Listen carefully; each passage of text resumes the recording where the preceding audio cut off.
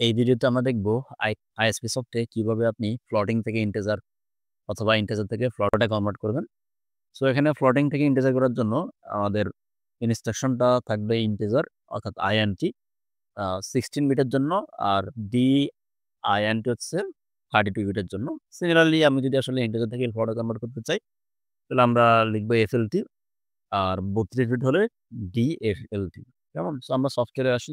আসার পরে ধরুন আমি লিখলাম যে আমাদের এফএলটি, বা আমরা প্রথম আসলে ইন্টিজার থেকে ফ্লোটে কনভার্ট করি, তাহলে আমরা আইএনটি দিলাম, দিয়ে D10 এ যা দিব, কেমন? সেটা ধরুন আমার D10 আমি একটা ফ্লোটিং নাম্বার দিব, সেটা কনভার্ট হয়ে গিয়ে জমা হবে আমাদের ডি ধরুন 12 এ, কেমন? আর আমি যদি আসলে উল্টা কাজ করতে চাই তাহলে আমরা কি করলাম, এখন লিখলাম আমরা এফএলটি, মানে আমরা দিব হচ্ছে ইন্টিজার নাম্বার বাট কনভার্ট হবে ফ্লোটিং এ। তো আমি দিলাম ধরুন আমার ডি, এটা ফ্লোটিং এ কনভার্ট হয়ে যাবে D16 তে, কেমন? সো আমরা এখন এটাকে ধরুন আমরা কম্পাইল করলাম, দেন আমরা এখান থেকে আমরা এটাকে ডাউনলোড দিলাম।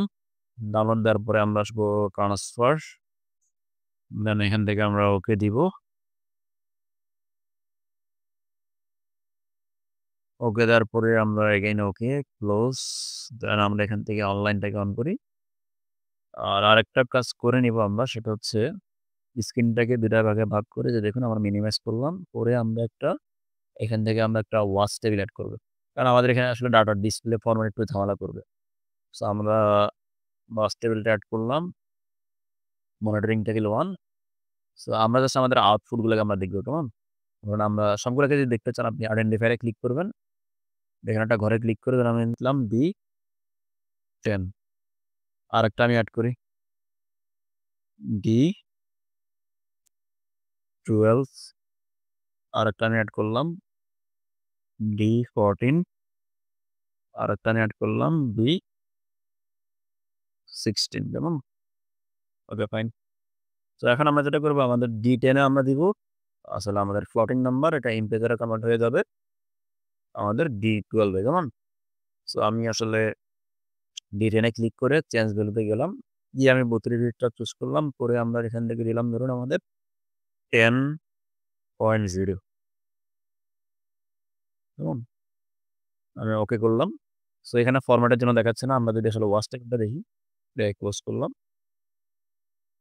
সো দেখুন আসলে D10 এ আমি ভ্যালুটা কত দিলাম, আমাদের ফ্লোটিং নাম্বার 10.0, বাট যখন আপনি D12 এ আসবেন এটা কিন্তু আসলে 10 হয়ে গেছে, কেমন? মানে দশমিক সংখ্যাটা বাদ পড়ে গেছে আমাদের। মানে আমার ডেসিমাল থেকে আমার ফ্লোট থেকে পূর্ণ সংখ্যায় কনভার্ট হয়ে গেছে। আবার যদি আপনি D14 তে ক্লিক করলাম, ক্লিক করে এটা হচ্ছে আমাদের কি করবে, সে ইন্টিজারকে প্লট করবে। আমি চেঞ্জ ভ্যালুতে এসে এখানে লিখলাম আমি ধরেন আমি 15, এন্টার দিলাম।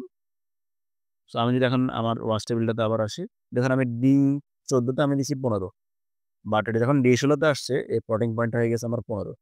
হুম? সো এখানে আসলে যেটা হয়, আমরা কেন ওয়াচ টেবিলটা আমরা করব, কারণ আপনার এখানে যেটা হয় আমাদের আসলে আমরা এখানে এখন আসলে দশমিক সংখ্যা দেখাচ্ছে না, দেখাচ্ছে পূর্ণ সংখ্যা।